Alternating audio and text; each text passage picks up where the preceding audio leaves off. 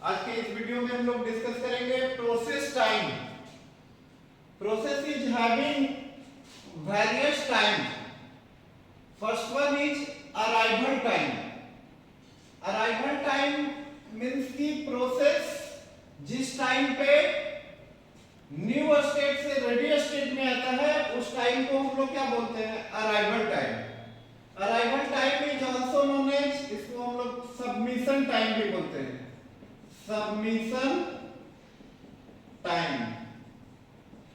Submission time फिर से एक बार हम लोग कहते हैं अराइवल टाइम उस टाइम को बोलते हैं जिस टाइम पे प्रोसेस न्यू स्टेट से रेडी स्टेट में आता है उस टाइम को हम लोग क्या बोलते हैं? Arrival time. Next time is burst time. किसी भी जॉब को, किसी भी प्रोसेस को कंप्लीट होने के लिए जो सीपीयू का टाइम चाहिए उस टाइम को हम लोग बर्स्ट टाइम बोलते हैं, या इसको हम लोग बर्स्ट टाइम को एग्जीक्यूट टाइम भी बोलते हैं। बर्स्ट टाइम और एग्जीक्यूट टाइम। बर्स्ट टाइम और एग्जीक्यूट टाइम, ठीक है। Third time is arrival time देख लिए हम लोग, बर्स्ट टाइम देख लिए। बर्स्ट टाइम मींस हुआ किसी भी प्रोसेस के एग्जीक्यूशन के लिए जो सीपीयू का एक्चुअल टाइम चाहिए उस टाइम को बर्स्ट टाइम बोलते हैं। आपका जो न्यूमेरिकल क्वेश्चन होगा यूनिवर्सिटी एग्जाम का उसमें बर्स्ट टाइम, अराइवल टाइम ये सब सारा मेंशन किया हुआ रहेगा। बर्स्ट टाइम और अराइवल टाइम जो होता है वो मिली सेकेंड में टाइम होता है। Next time is turn around time. Turn around time क्या होता है? The time interval between submission of job and completion of job.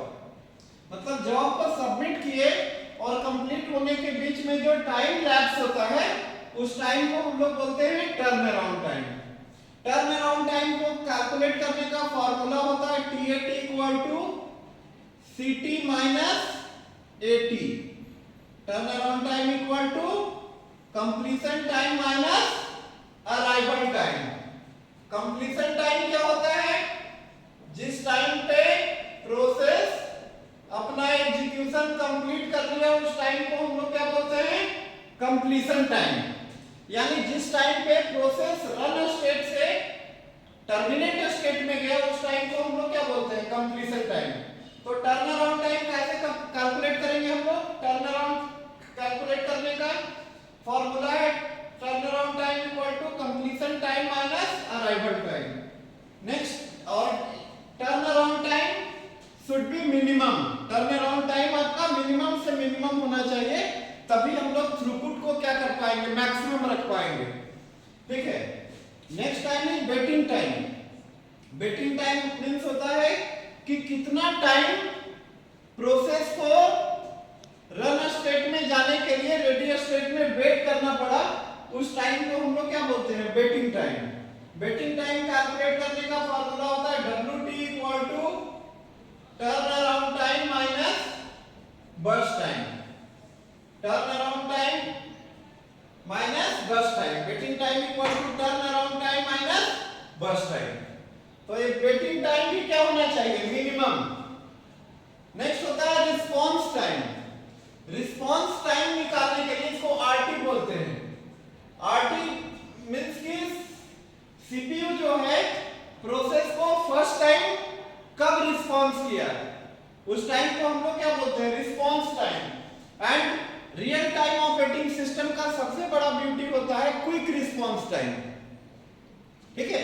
Quick response time RT calculate करते हैं लोग first ST means service time, first service time minus arrival time. तो RT कैसे निकालेंगे? First service time minus arrival time. तो आज हम लोग प्रोसेस टाइम डिस्कस किए। एक बात और ध्यान रखेंगे, turn around time, waiting time, response time ये मिनिमम होना चाहिए, कम से कम होना चाहिए, तभी थ्रूपुट आपका क्या हो पाएगा? मैक्सिमम हो पाएगा। Thank you.